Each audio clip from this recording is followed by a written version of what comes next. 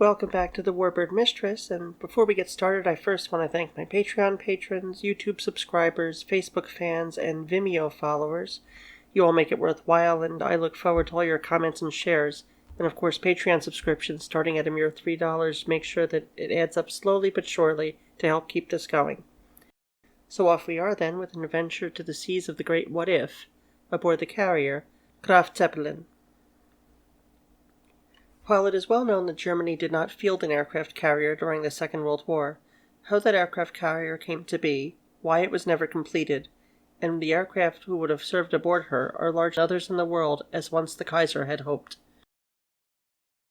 While the newly minted Kriegsmarine was one of the beneficiaries of the new build-up, there were already plans afoot to increase the number of capital ships, train new crews, and even secretly build U-boats in the Weimar years. Hitler himself had no real experience with the sea or the navy and distrusted the highly conservative force. Hitler was uncomfortable afloat and focused on the army, where he felt his combat experience had made him an expert. Here is a perfect example of awkward politics and lack of appreciation for naval tradition.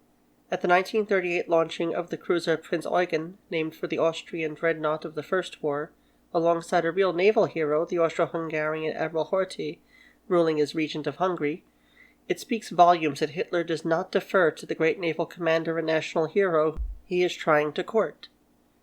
Instead, it is the all-too recognizable black uniform of the SS worn by Otto Seyss-Inquart, the German-speaking Austro-Hungarian veteran of the army with no connection to the sea, who gives the christening speech, stretching his arm out to the former corporal and the admiral who was lukewarm at best to the Nazi party, let alone the SS, against whom he will firmly resist for years.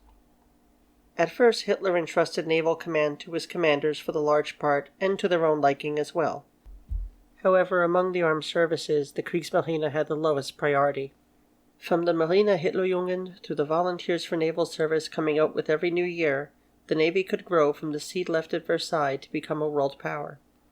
The Kriegsmarine benefited greatly from the increase in military budget and industrial growth that the Third Reich beckoned, even if it was at the bottom of the totem pole. The monarchist and conservative professional service, steeped in tradition, was less important to Hitler than the politically reliable Luftwaffe and the conservative and often anti-Nazi army, without whom he could not operate, and whom he had mollified by castrating the Sturmabteilung and promoting those who curried his favor. In the meantime, quality of life in the Kriegsmarine had improved aboard ship as funding became available and new designs were reaching the seas. Young men with technical acumen and a sense of adventure were attracted to the Kriegsmarine. They served under officers who had seen Jutland, Otranto, and other great battles and were ready to face their enemies again. However, there was a constant unease between the conservatives and monarchists of the Navy with their new masters, and it only got worse. Unlike the army, Hitler could not control the Navy as well as he wanted. He was aware of his shortcomings, and there were no men capable of replacing his experienced, educated, and well-liked naval commanders. Unlike in the army, where he had professional officers to replace those who were deemed politically unreliable. Erich Raeder, a participant in the 1920s Kapp Putsch, had regained his momentum and become the Oberbefehlshaber der Reichsmarine in October 1928, having earned the respect of the nationalists, monarchists, and conservatives. Raeder had earned the ire of the jealous and frivolous Göring, who wasted no time in letting the Navy know their place in the new order. There was also a minor division within the Kriegsmarine. Where Raeder believed in surface ships being a priority in the war to come, Karl Dönitz felt the U-boat would be the most important element of a naval war focused on destroying merchant fleets. In 1935, the exceedingly popular Great War U-boat veteran had just been made a Capitaine Saucé after commanding the Emden on her year-long world cruise. When the Anglo-German Naval Agreement of June 1935 permitted the construction of submarines, so long as the Kriegsmarine's gross tonnage never exceeded 35% of the Royal Navy's, he would be in charge of the nascent 1st Unterseebootsflottille. With submarines already under construction for 2 years and entering service in April of 1935, the treaty encouraged Germany to build up more U-boats, putting Raeder's capital ships at a disadvantage. Dönitz, like Raeder, saw that the Navy's role in the next war would be prosecuting a merchant war, but he saw it under rather than on the water. A submariner and a combat veteran himself, he felt that the submarine was key to succeeding against France and the Soviet Union and cutting off sea routes for merchant fleets. War with Britain was not on his mind. Neither Raeder nor Dönitz believed their theories would be put to a test as soon as they were. They planned as they could through the 30s until the 1938 Plan Z naval construction plan was presented. Hitler told them not to expect to face off against the Royal Navy until 1943 at the very earliest.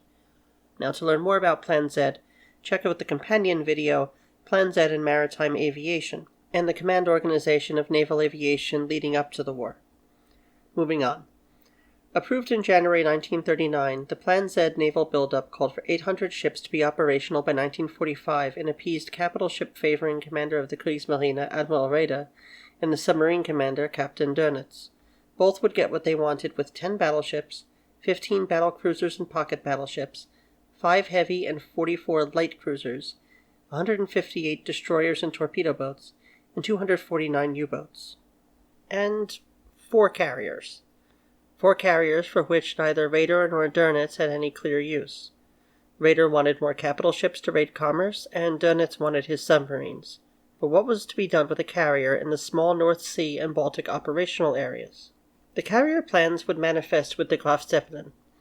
Raeder presumed he would use them to support his commerce raiders and provide air cover against Coastal Command and Fleet Air Arm. Hitler thought them useless, defenseless, and incapable of striking at the enemy, as he imagined his huge battleships would be able to do, until Raeder commented that a carrier force was a necessary element of modern naval strategy by scouting for the enemy and protecting the battleships by which Hitler was entranced. That was enough for him to sign off on the construction of the carriers, even if the carrier was set among the lowest priorities for resources well before the war even commenced. The Graf Zeppelin would be the only one of 4 to be constructed. Laid down in 1938 and based on contemporary British and Japanese designs, she would be launched in December, giving her nearly 10 months before the war began to be fitted out and completed. With Hitler and Raeder focused on capital ships and Dönitz on U-boats, the carrier became a white elephant as the requirements constantly changed, as did access to construction resources. Designed in 1934 by Chief Architect Diplom-Ingenieur Wilhelm Hadeler, the design was for a fast carrier with 50 aircraft complement. With the limitations of the Anglo-German Naval Agreement, the ship was then reduced by 3,000 tons, below a fleet-class carrier, and yet more than a light carrier. Her air complement would reflect this design and the initial goals of supporting commerce raiding.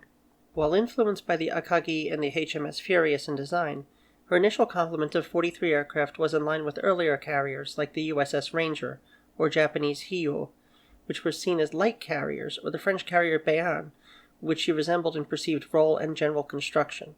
This showed her primary role to be one of reconnaissance, with only limited defense and striking capabilities, not unusual for pre-Pearl Harbor expectations.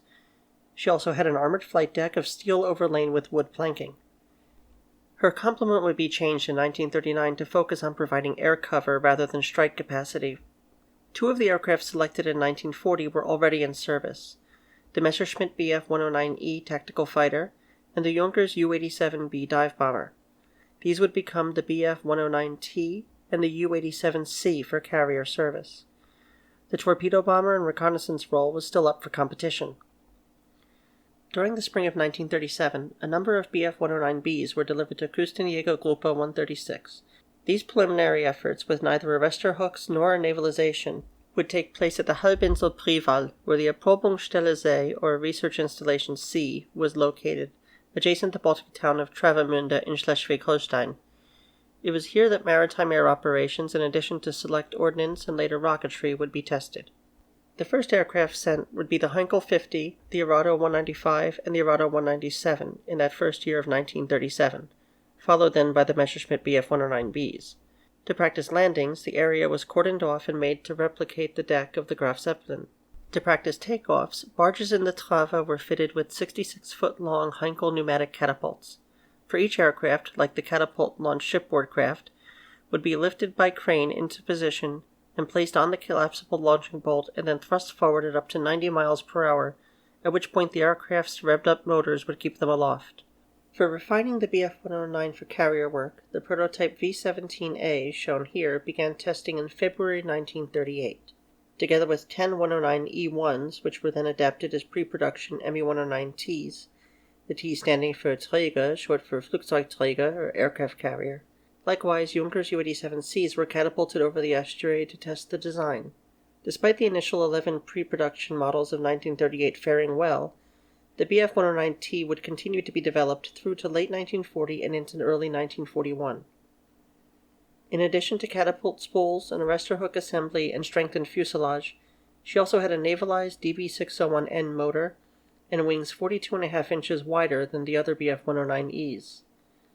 The wings, when folded, reduced her width to a mere 16 feet, half the width of a standard Bf-109E. Only 7 Bf-109s would be completed as Bf-109T1s from an order of 70, plus the V-17 prototype. The other 63 were finished as 109T2s with their navalized features removed, but incorporating the larger wing and the DB601N motors. A total of 63 would be sent to fly with JG-77 based in Norway in November 1943. Another 6 were kept by Messerschmitt, and 2 had been lost in accidents. They were also kept on hand for the very real possibility of escort and auxiliary carriers being completed, and carrier drills at a mock carrier deck near Bergen would be carried out for some time in rotation. In a somewhat ironic conclusion, it would be these 109Ts of JG-77 which would cause the majority of RAF losses over Norway and Denmark. The U-87C would be the 109 Tony's companion aircraft. Fitted with folding wings, she saved a great deal of space compared to the wingspan of the U-87B1 whence they were derived. These would be the muscle of the Graf Zeppelin. Following the British bombing of Taranto, the carrier was revisited and the U-87 was deemed capable of providing the striking power needed. While torpedo strikes from land-based U-88s and HE-111s were always possible, and the U-87 could be adapted to launch a torpedo. The C was fitted with automatically inflating floats in the wings which could keep her afloat for up to 3 days, and a rubber dinghy in addition to the standard Luftwaffe overwater survival kit.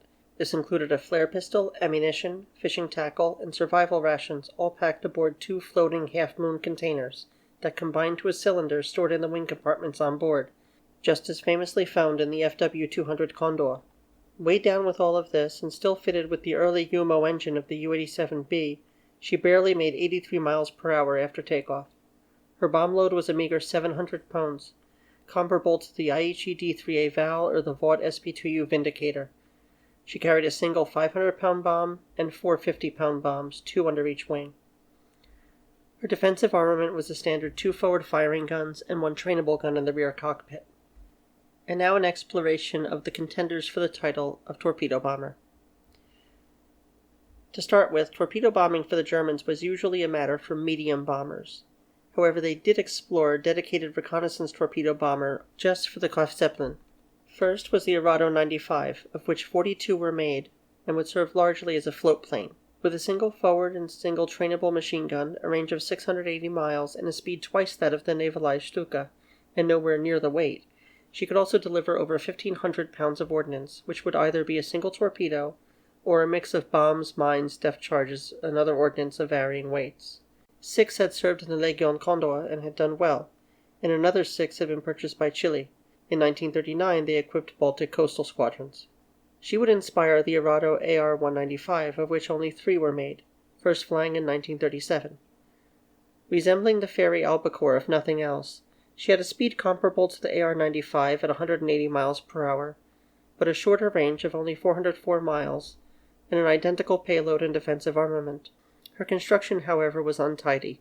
Between fixed spatted gear, the bulky canopy design, and the limitations of the BMW 132M radial engine, her performance was less than desirable.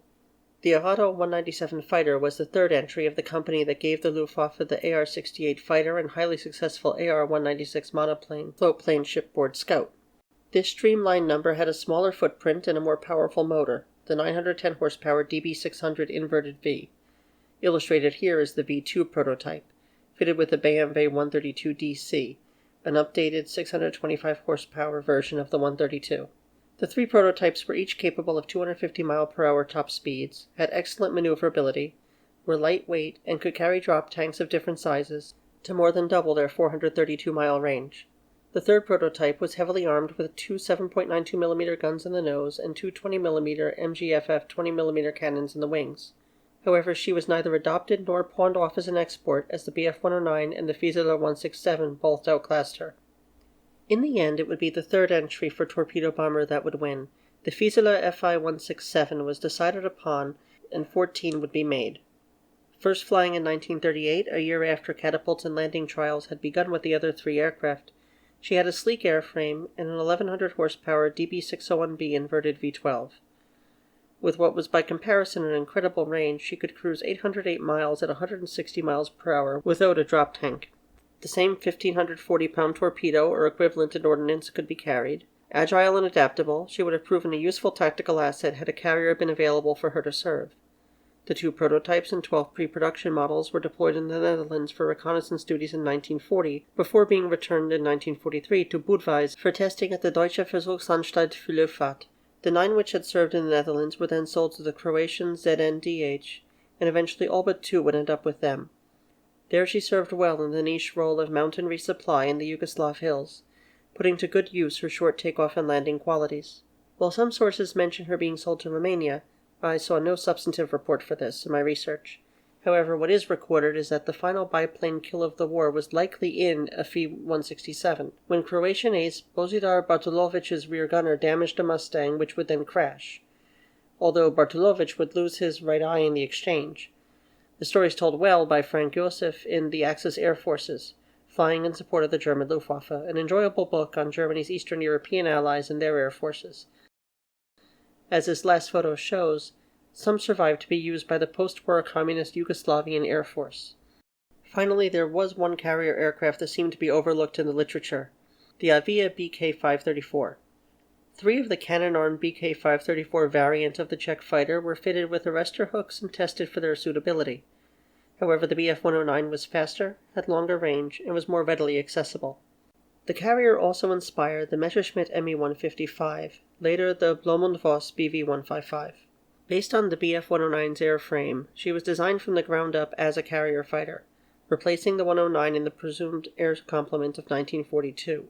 However, the meddling politics of the Luftwaffe and their bomber-loving Führer, who had refused to develop new fighters, meant it would also be a level bomber and a high-altitude interceptor, until being shelved by Messerschmitt in 1943. Blohm & Voss would pick up the project and try to develop her into a high-altitude interceptor, in anticipation of B-29s coming over German skies.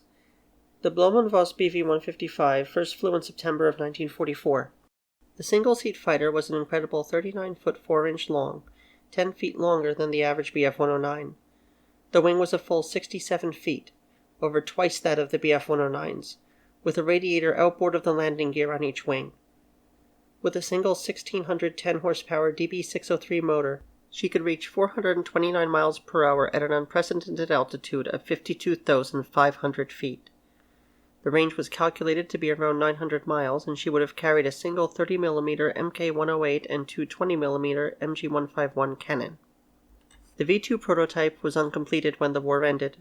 The British had the even less complete V3 and never evaluated it, while they flew the V1 prototype until it nearly fell apart from testing.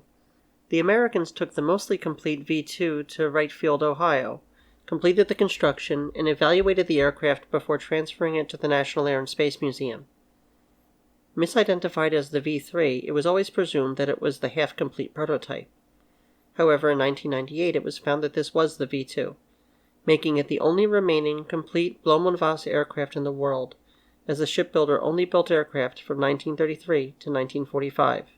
A jet adaptation was called the Messerschmitt Me-109TL, TL standing for Turbinenstrahltriebwerk, or turbojet engine. Nowhere near the size of the Bv-155, she had the general look of a Bf-109 crossed with an Me-262, but she was actually a combination of the Bv-155 fuselage, Me-409 wings, and Me-309 undercarriage. She had 2 Junkers Jumo 004A jet engines mounted on wings spanning 41 feet on a 31-foot fuselage, and would carry 2 20mm cannon and 2 30mm cannon at over 600 miles per hour. However, the idea was shelved in favor of concentrating on the Me-262. Like the Graf Zeppelin, the idea would never come to fruition. However, without the Graf Zeppelin, these lines of development may not have happened. The carrier herself was faring along well through 1938, and she would be launched on the 8th of December. Her design would be unique, however, and different from most contemporaries in her flight and storage arrangements, regardless of which aircraft were chosen. The launching of aircraft would be unnecessarily difficult and laborious. Aircraft were only intended to take off from a rolling start in the case of battle damage or an emergency. Instead, 2 large air canisters were kept warm below decks for launching by the 2 75-foot-long catapults. After 18 aircraft launched at 30-second intervals, it would take almost an hour for them to be recharged. The tedious hoisting of the aircraft by crane added to the complexity of the matter, as the lifts amidships were more for lowering them than raising them on their collapsible launch trolleys, and then rolling them onto the start points.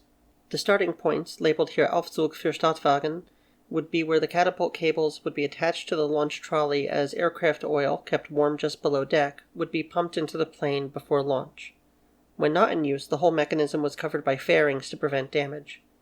If wind conditions were not suitable, windscreens 12.5 feet high and 44 feet long on each side of the foredeck could be erected.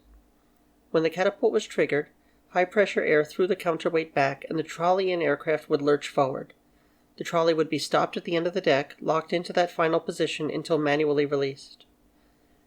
At that point, deckhands would release the cables and manually move the trolleys onto return lifts, lowering them to B-deck.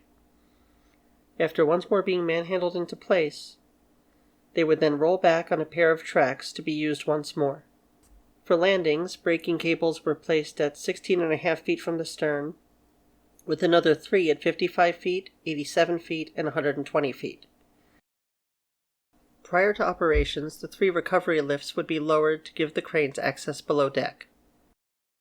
Forward were 2 unique Voigt-Schneider steering systems of 442 horsepower each. Because the aircraft would be a giant wind sail, especially in the Kiel Canal, these would be lowered into the water to hold the ship still while in tight quarters or while retrieving aircraft. They were powerful enough to move the ship at 4.5 knots with no wind or current, which is quite an accomplishment for 2 small engines. 4 of these were 2 canisters for the catapults, only with thin armor and the waterline to protect them from shells and bombs, and luck to protect them from torpedoes. Her 4 boiler compartments were located adjacent to one another, also placing her in danger of losing all of her boilers at once.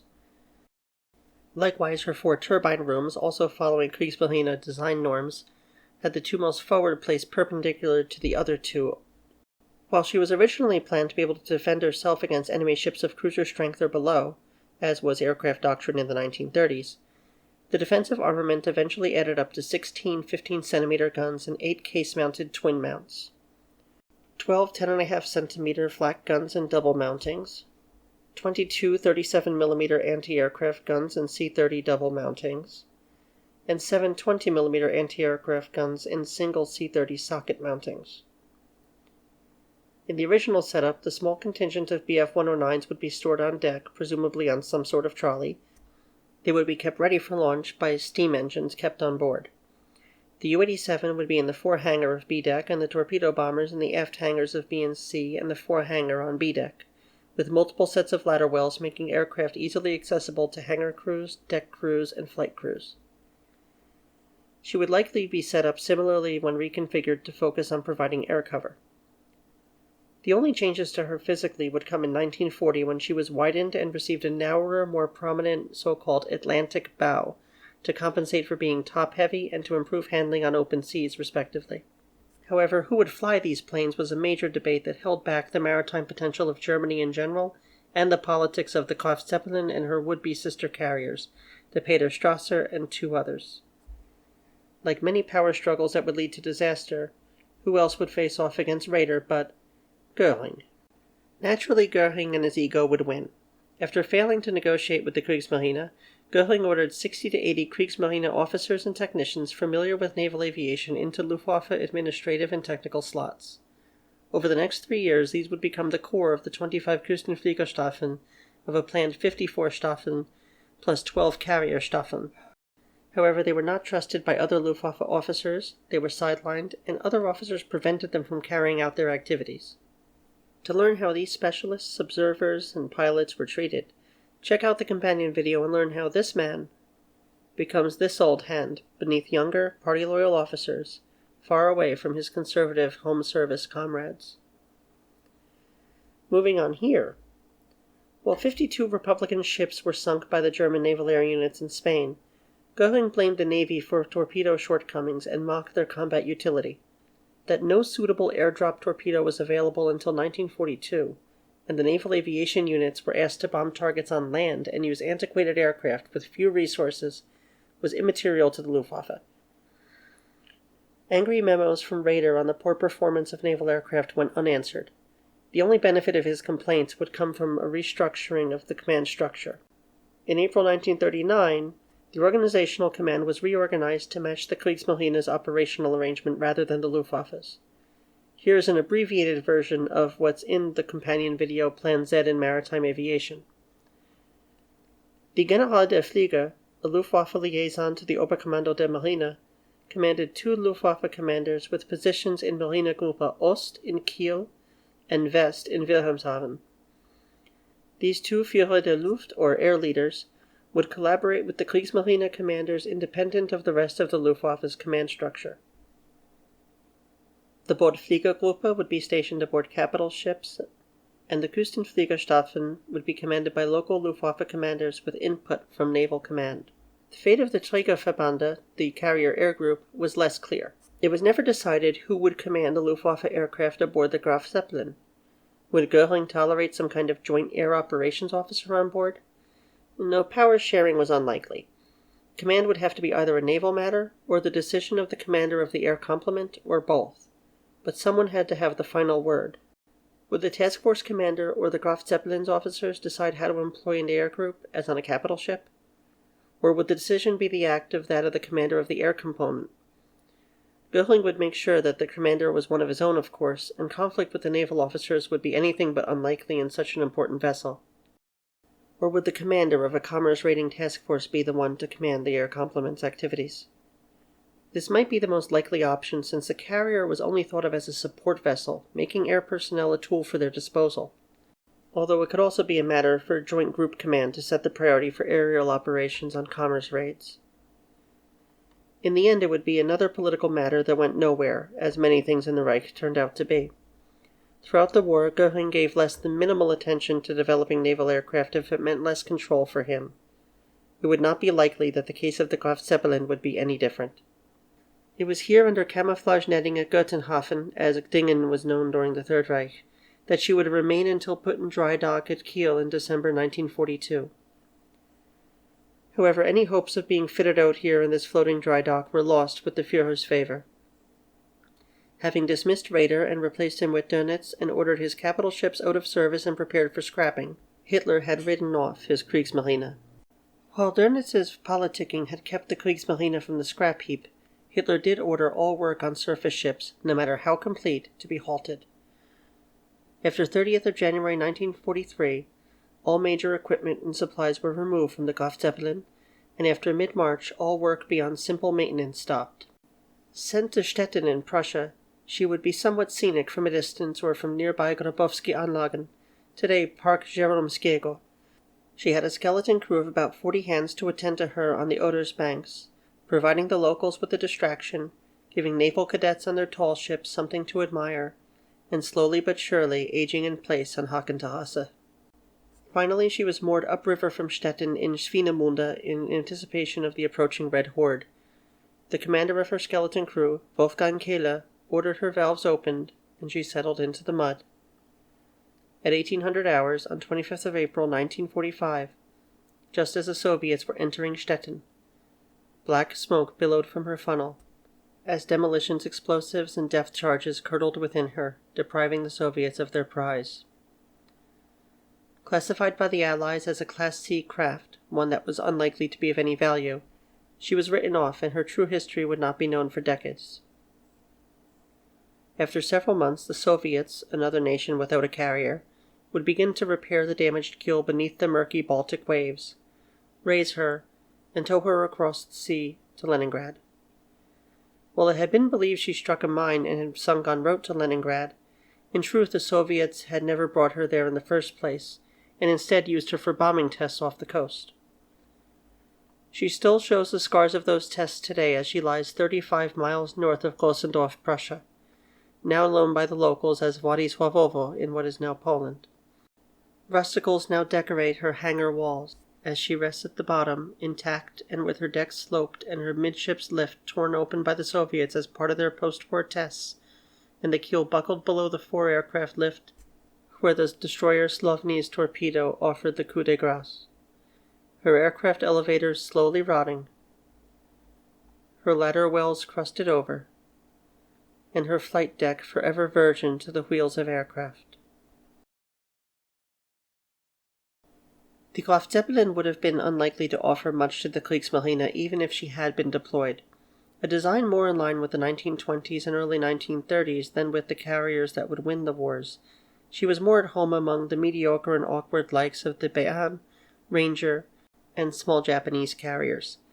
She had no defined role to play outside of air cover for merchant raiders, cruising at 19 knots with a top speed of 34 knots. Her armor was light and her small fighter complement insufficient to protect such a prized target. Maintaining constant air patrols would also give her position away to radar before any strike against a convoy could be launched. She had little to offer in a war against the Soviet Union and France, given the limitations of her striking range. In a war that included Britain, she would only serve to be a target for Royal Air Force and Fleet Air Arm bombers. In a war that came 6 years too early for Plan Z to be completed, the best use for her would have been to protect small groups of battleships and cruisers breaking out into the open sea, or to operate out of the Bay of Biscay as a commerce raider herself, if she could have made it there, and had Hitler seen the value in her. For better or worse, her prowess and majesty has been limited to box art, paintings, and the unlimited imaginations of those who ask, what if? Once more, thank you for tuning in. If you're enjoying my creations, please share this video with your friends and in your groups if you liked. I really do hope you share your thoughts and comments here. I'm also going to be putting up those canvas paintings and some other artwork for sale, and even postcards and little things. So always remember to check in and see what you might have missed. Make sure to set your alerts for regular updates on new content. And this is Claire, and I am the Warbird Mistress. Take care.